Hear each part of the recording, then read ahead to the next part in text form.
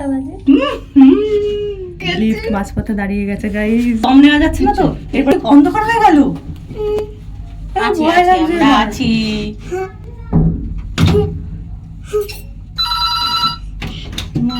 Seriously ভয় ওরা লাগছে। ঘাবড়ে গেছে, ওরা কিছু করতে পারছে না। না না, দাঁড়িয়ে গেল তো মিডিলে। হ্যাঁ, এখন উপরে উঠছে আস্তে আস্তে। একদমই আসতে হবে বলো একটু উপরে তুলে দরজাটা খোলার ব্যবস্থা করতে। গরম লাগে, এসিটা ওই বন্ধ যে হয়ে গেছে।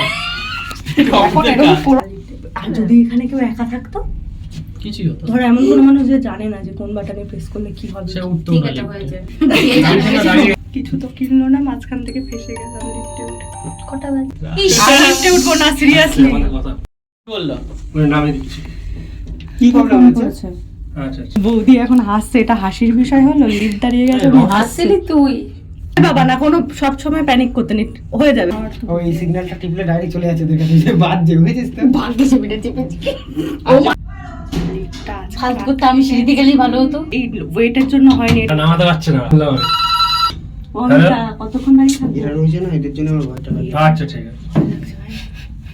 আরে ও এতক্ষণ ধরে আমাকে বলছে কি বললো? বলো বেশ, ভয় পাবেন না, দাঁড়ান করছে। সিরিয়াসলি ভয় ওরা লাগছে। ঘাবড়ে গেছে, ওরা কিছু করতে পারছে না।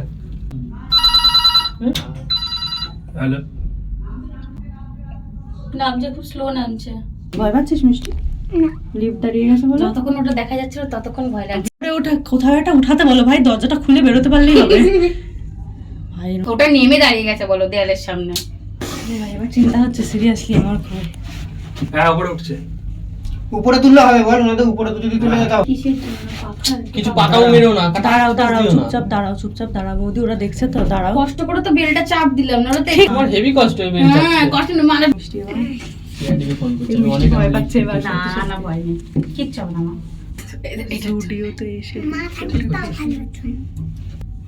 এতক্ষণ তাহলে ওজনগুলোকে দেখা যাচ্ছিল, এখন আমার খুব ভয় লাগছে। এখন চলে গেল তো। হ্যালো,